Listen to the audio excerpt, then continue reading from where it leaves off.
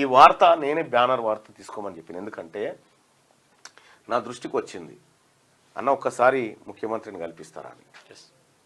నేను షాకు. ఇంత పెద్ద అథ్లెట్ ఈ దేశానికి ఘనకీర్తి తీసుకొస్తున్న బిడ్డకు అపాయింట్మెంట్ అంటే 20 సార్లు ట్రై చేసినామన్నా మాకు ఇస్తలేరన్నా అని చెప్పని అన్నారు. ఇది బాధాకరం. దీప్తి అమ్మ, నువ్వు గొప్పగా ఉండడం కోసం తీన్మార్ మల్లన్న టీం ₹1,00,000 నువ్వు పథకం తెచ్చినా తేకపోయినా నీ కుటుంబానికి ₹1,00,000 సాయం చేయబోతా ఉంది తీన్మార్ మల్లన్న టీం.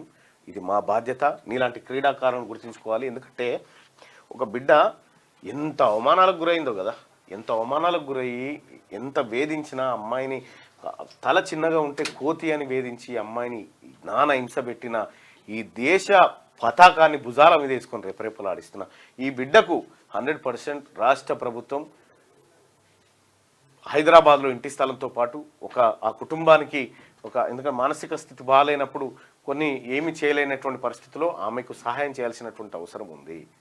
ఇది రాష్ట్ర ప్రభుత్వానికి తెలవాలని నేను బ్యానర్ వార్తగా తీసుకొచ్చిన. కాబట్టి దీప్తి, నీకు ఎవరేం చేసినా చేయకపోయినా అపాయింట్మెంట్ దొరకలేదు అంటున్నావు తల్లి. నీకు అపాయింట్మెంట్ కోసం ఇంకా నువ్వు మళ్ళీ ఏం అడగకిగా.